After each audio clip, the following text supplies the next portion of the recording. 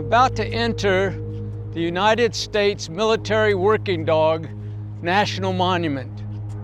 And this monument was signed into law by Congress with legislation that passed through the House and Senate and signed into public law by the President of the United States. What these animals have provided for the military is a debt that I don't know that we'll ever be able to repay. Regardless of what kind of feelings you have for that animal, regardless of what kind of bond you have for that animal, if you're like, hey, no, I don't feel comfortable sending the dog, well, if the commander's like, well, we're gonna send people, it's like the dog's gotta go. These dogs have saved countless thousands of American lives on the battlefields, protected American equipment, airfields, ammo dumps, supply depots, train depots. Wherever we had military deployed, these dogs were there. You know, you're walking on total darkness. There's not a street light, all you got the stars or a moonlit night. So you're totally dependent on this animal. You know, they were scout dogs, sentry dogs, tracker dogs, mine and booby trap dogs. They were pulling sleds. They were messenger dogs. They did all kinds of different work. They even laid wire in the trenches. They trained the dogs at Camp Carson. They went with the dogs to Korea. They were together from beginning to what they believed would be the end. I saw the value in these dogs. I saw the lives that were saved.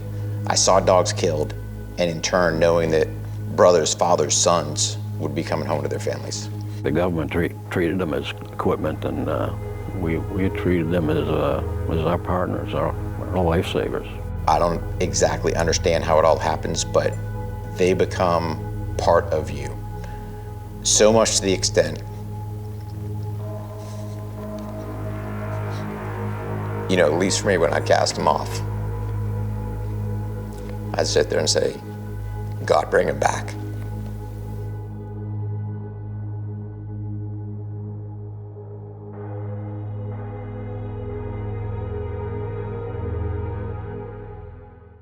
Throughout history, dogs have accompanied man at work and play.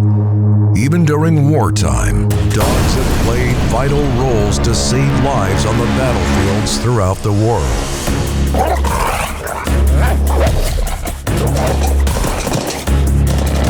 In this series, we look at the roles dogs perform in support of our ground troops. The bonds that's built in training get solidified in the battlefield. And unless you've actually done it or experienced it, you don't understand it. You have a dog that did 8 combat deployments. He did Silver Star Medal Honor recipient stuff night in and night out. He apprehended bad guys with weapons in their hands. He took beatings for you when he got on bites. He found bombs. He roped out of helicopters. I mean, this dog was everything that should be talked about. And the dogs were trained to do any number of things, of course, not just finding drugs per se, but finding bombs. As we go into Afghanistan and Iraq, IEDs, they can sniff out these items. It can be used on stairwells, it can be used in deep hallways, it can be used in tunnels, bunkers. The need to have dogs that were explosively imprinted and that would interdict humans just exploded. These 4-legged dogs are absolutely, you know, to me, the biggest combat multiplier we have out there. They can detect rust that's been painted over. They can detect cancer in humans. They can detect tremors. You know, what else can they detect? It's up to us almost to decide what they can't. It's not like your friendly little dog in the house. It's a dog that protects your life, and you protect his life. This is a dog that will go to the nth degree for you. And that's the reason you get so damn close to him. You will hear firsthand stories from veteran war dog handlers about the roles their heroic dogs played to save their lives and the lives of others under extreme conditions.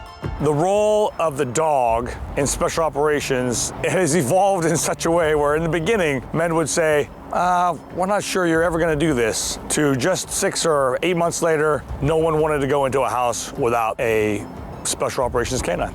We were using all types of dogs, with German Shepherds, Collies, even Great Danes, but they didn't work out. Their other fellow soldiers did not really respect the dog handlers, and they were laughed at. It wasn't really until the Battle of Guam when the Marine Corps units, the dog units, really proved themselves in being able to detect the really entrenched Japanese soldiers in these jungles. We made the decision to specialize in German Shepherd dogs. We found them easier to train, that if they attack someone, they had the advantage, the dog had the advantage. So I got up to start moving into the alert again, and about that time the ambush opened up. They knew that scout dog was on point, they knew that scout dog had them, and they knew that something was going to come from the sky in not too long a period from that time the scout dog went down.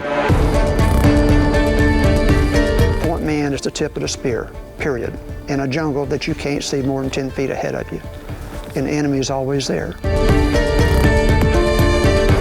It's losing a family member, a working friend that you got for life in a way, because your day by day in Vietnam is life each day. And Chico alerted, and to this day, it was one of those alerts like, how did I even notice this? It was so faint. And I said, Chico just alerted, but I'm not sure about this. I said, whatever it is, we're right on top of it. When your scout dog has an alert, don't doubt the dog. Never doubt your dog.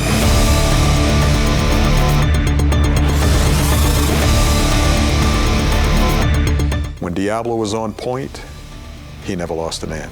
My entire tour of duty. The two guys came back and they said, another 10 feet, you and probably 20 other guys would be dead. There was tripwire. And so I think Chico, I don't think he saw it. I think he smelled from them setting the tripwire the night before on the explosive. I woke up 20, 30 feet away from the blast site, propped up against the wall. And when I came to, Benno was punching me in the face with his nose because we were attached to each other. And I remember I woke up and I just, in shock almost, and I grabbed his ears, and out loud I looked and I was like, well, I got both my arms. Most of the scout dogs were the ones that really turned the war around on the North Vietnamese, and they realized it. We knew we were being hunted, literally, so they started sending snipers after them. So they put a price tag on their head. So we had to deal with not only walking point, but know that we're being hunted at the same time. One time he called, he was hurt, he was mad, he was angry. The mission that went out, he lost a life. He said, Mom, he said, if Lex had been there in front of them, that Marine would not be gone right now. I said, son, you can't stay out there 24/7. Dustin and Lex were hit 21 March 2007. 9 months later, we adopted Lex. It was like Lex was my dog, was our dog, like we had always been a part of each other's life. There can be miracles that come out of ashes. And that's the way I feel. You'll hear heart-wrenching stories of dogs who lost their lives in battle and how it forever scarred the heart of their handler, and stories of the many dogs who were insensibly left behind when the wars were over. From, I say, 06 to 2010, which was a really bad war years, men were getting killed in action. Dogs were getting killed in action. We were just, every mission, there was a canine. We had a dog named Roscoe, who was a Mal, who was tremendous. We had a big Dutch Shepherd, big 70-pound Dutch Shepherd named Rocky, who just did unbelievable work, engaged multiple bad guys, and was killed in action. We had another dog, Rudy, and Rudy was this big-headed Malinois who did really, really good stuff. Bit, I think probably 50 or 60 terrorists easily, found, at least a dozen explosives. We lost a lot of dogs to combat, and a lot of them, and the majority of them were gunshot wounds. They were GSWs, and that meant that a dude, an operator, was in close quarters battle with a bad guy. They were going into harm's way, and dogs were getting shot. We put our dogs in body armor. Some guys they all had a vest. They all had this really cool Gucci camera. They all had a way. We just thought that we had to protect them. From the cold, wet beaches of Normandy to the muddy ice fields of Korea, steamy jungles of South Vietnam, hot, dry desert of Iraq, and the mountains of Afghanistan, these dogs have bravely served our country. They have protected us on the battlefield, and they watch over us with eternal rest. I think it's an age-old debate and argument amongst the military working dog community. You know, our dog handlers that came before us, especially our Vietnam and Korean War vets, were given an animal that saved countless lives, but they were, back in the day, issued their equipment. They're still issued nowadays. Our argument now, and I think I could speak for many dog handlers, is it's not equipment because it has a heartbeat. When we got pulled out in the morning, they told us, get your stuff and be down at such and such a place, and you're loading up and heading out. She knew damn well there was something going on. There was no sense of punishing her or me anymore, because I probably wouldn't have been able to handle it. You know the rest of the story. We don't know what happened to the dogs. And that still hurts, you know, from 55 to today. We knew that the dogs were classified as equipment and they would not be able to leave Vietnam. It's probably the most difficult emotional experience you can have with your dog because you're leaving him. We were in the 8th Army, 54-55. I was 19 years old, that's my dog Willie. We were at Wee Jambu. But I'm already starting to cry. I can't help it. It's hard. You can't walk with somebody for 2 years and love them and tell them your life story, then walk off and leave them. You can't do it, it's hard. Their bond, sometimes closer than the bond that they had with their fellow soldiers. Oh, he's definitely a partner, our best friend. You know, you were with him, you know, 12 hours a day, pretty much the whole year. This represents the dogs that served during the Vietnam War. The inscription down there reads, "The service and sacrifice of the dogs that were left behind during the Vietnam War." And I wrote that inscription because it is the first war and the only war that we lost 4,000 dogs that never came home. While some did get out of the war, several hundred were redistributed. After we shut down the war in 1975, the war was over in Vietnam as far as our country was concerned. But when our troops pulled out, the dogs were left behind. Like all animals, they have the ability to make a conscious decision to flee or to fight. They choose to fight.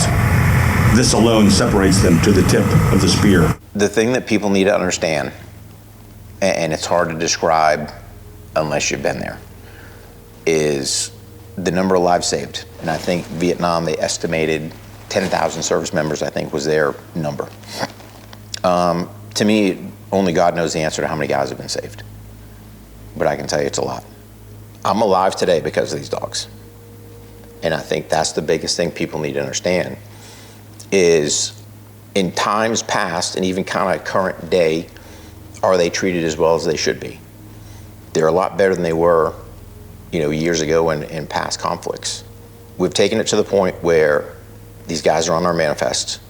If we need a medevac helicopter, we can call them in for them. U.S. surgeons treat them, not vets. So I mean, they've got that full care while they're in. But it's that transition process of once they retire, they're kind of like, hey, here's your leash, have a good life. I was responsible for the lives of the people behind me every day, and that dog is what made that responsibility possible. The value of that dog, it can't be measured. When it comes to the dogs post-retirement, my personal belief and what I'm trying to get done is, if you think about it, we gave them the same privileges we had on the battlefield. We would call medevac in for them. U.S. surgeons would treat them. If they had achy owies, vets would see them, take care of them. They were basically all taken care of. Sure. So to me, it's how do we close that gap where now, once post-retirement, we can sit there and have something in place, doggy VA for lack of better terms, to take care of, you know, our four-legged U.S. service members that took care of us. Benno in the beginning was a tool to me. We grew a bond. We ended up becoming insanely close that when he died, it was like a piece of me had died. For us not to give them a shred of health care is unacceptable. I mean, we spend more money on plastic forks and paper plates than we do retired canines, and that's a fact.